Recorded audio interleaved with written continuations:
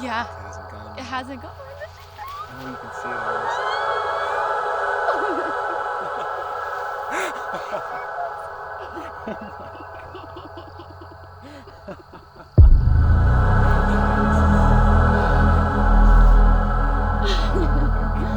Oh my god. Oh my god, look at it.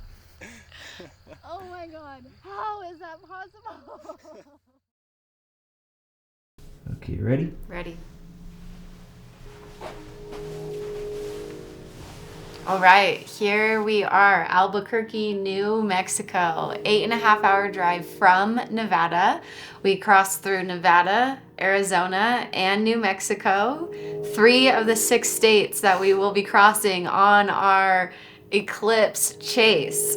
Yeah, so last time, 2017, we drove from Berkeley, California up to the middle of Oregon to see the total eclipse, which was about 500 miles. And we were originally this time planning to go down to Texas, but due to some tricky weather and thunderstorms, we are now planning to drive all the way to Arkansas, which is about 1,500 miles, I think. You know, with the last eclipse, it was completely life-changing and it's totally indescribable. Like, there are no words for it, and honestly, you shouldn't even try to describe it. You have to feel it. You have to experience it. I feel like you said like that exact quote. You know, it's hard. You can't even put it into words, and you shouldn't. You just have to experience it, and if you don't, you're a damn fool. Yeah, so we've spent the last 7 years trying to convince everyone we know to go to this, and we got one person. Yeah, we got one person who is my mom. And so she flew to Texas to see it with my Aunt Jackie. For me, my experience, there's been like maybe, I mean, honestly, one time in my life where I completely lost control of my emotions and my body and everything. And it was during the eclipse. Like, it was so primally moving that I seriously just could not control myself. Yeah, I think it was a huge, it definitely had a huge impact in our lives. And as I was reflecting on the last one, I realized that was like the moment that my moon obsession like really took hold in my life. And it's like, since then I do my moon water, all of the house decorations are moon inspired. Yeah, at least 90%. Yeah, I teach my yoga classes to the moon. Like, and I hadn't really made that connection until we were planning for this one. And so I'm really mostly just looking forward to like just standing in the shadow of the moon. Yeah. Like, that is fucking cool. It's crazy. Yeah. Yeah. So we're going to wake up super early tomorrow and drive at least 11 hours. Yeah. But probably more. Yeah. So we'll keep updating, and we'll just see what happens.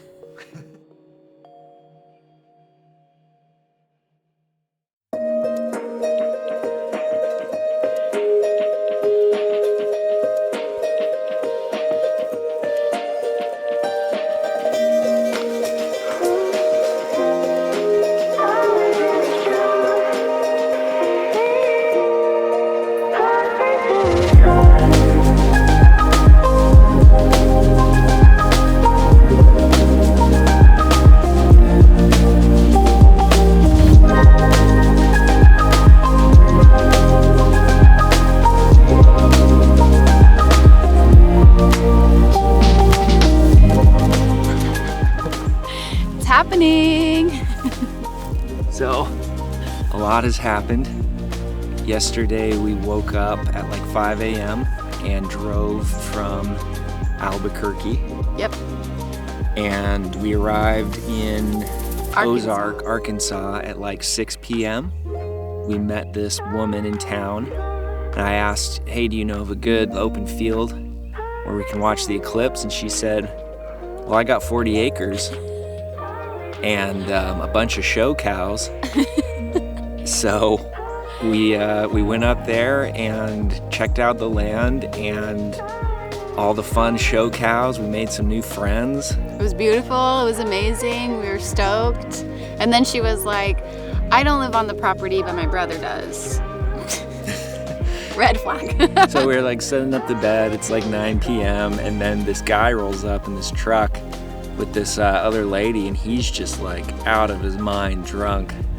And it became pretty clear pretty quick, like, oh, this is probably not the best place to stay. No. So bad vibes. we hightailed it out of there. Truly. We got the last Motel 6, and we paid $230 for it. But, you know, desperate times call for desperate measures. At least there was a room. So this morning we woke up early again and started looking for potential spots to watch. And finally on the map we found this spot. This is a wildlife refuge for migratory birds from the Mississippi River, and I was like, let's go. The Holla Wildlife Refuge. Holla. And so now we're here cashing in the ECLIPSE chips. Honestly, it's like better. It's amazing. It's perfect amazing, spot. yeah. There's so many amazing bird sounds and Big open lots of big fields, open fields. butterflies everywhere, Yeah. all these beautiful swamp looking trees. Yeah, there's people here, but there's like enough fields and space that it's pretty empty where we're at. And the weather, right now it is completely blue. Yeah, completely overhead. clear skies. Yeah. Whoa, there's a giant bug on the camera. On the microphone, it's Wow. like a hornet. Oh yeah, you're right. Wow. So anyway, we're about to watch it start. And we'll check in later maybe. Yeah.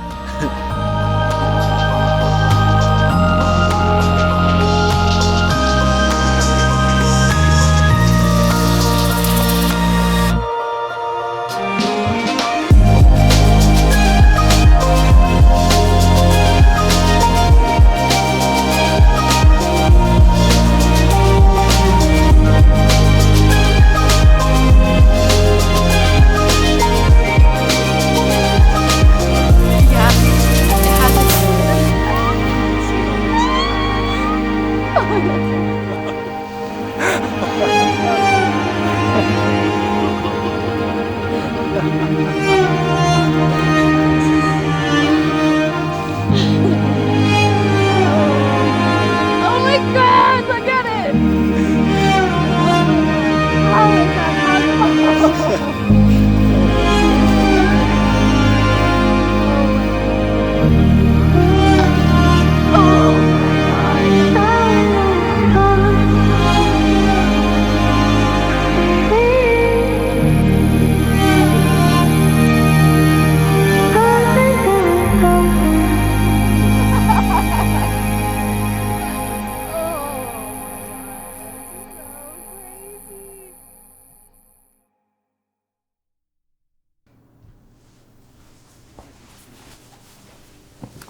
We did it. We are back home in Las Vegas. Yep, the trip was just shy of 3,000 miles, and I think it was every bit as incredible as the last one in 2017. I've been trying to kind of formulate in my head because I really want to communicate to people just like how special this experience is, and I really don't think you can. But I'm gonna try anyway. There's a couple things about it that stuck out to me right afterwards that just make it so worth seeking out. One is that it's a completely singular experience. Like, everything about it is wholly unique to any other thing that I've ever experienced. And simply because, like, the sun is up in the sky and it's daytime, and then suddenly it's gone. Like, it's blocked by the moon, and the way the light changes, the way the temperature changes, all the animals start reacting, and then you start reacting in this like completely primal way that you just, there's no way you can know what you're gonna feel, because there's nothing else like that moment on planet Earth. Yeah. And then the second thing that I thought about is like, there's something about being there and having the moon's shadow pass over you, it's like you can feel in your body like the scale of it. Like you feel how big the moon is and how big the sun is and how small you are. And it's just like as the moon goes over the sun, the sky, you see outer space, and it's almost like literally like the curtain of your life is being pulled back. Like you see the sort of scope of where you are in the universe in this way that's like so profound. Yeah, I completely agree. Yeah, what I was thinking about after this one, you know, when we went in 2017, the Totality, we had like a minute and like a minute and a half. A minute and a half, and this one was over 4 minutes. It was like right at 4 minutes. Yeah, so 4 minutes. So we got a significant more amount of time. And what was really cool about that experience was you have like the first minute of just like full reaction, you know, like that primal reaction. And then what was cool about this one was like you then got to like settle into it for a little bit, and there was time to like really look around and observe like what was going on in your surroundings. And then what happened with having that amount of time was like it almost like pierces you deeper, like and I just felt like a really deep sense of like peace and calm that like hit my core. It was so pretty. Yeah. And we had time to actually take it in. Yeah. And like look at it through the binoculars and like. Yeah, forgot we did that. Yeah, it was just so beautiful. Yeah. And yeah, I don't think there's any way we're waiting 20 years for Montana, for the next one in the US. No, I don't we're think going so either. Maybe Spain. Yeah, in 2 years, 2026. Maybe Africa, maybe Australia. Or all three. I think we're officially eclipse chasers. I think so.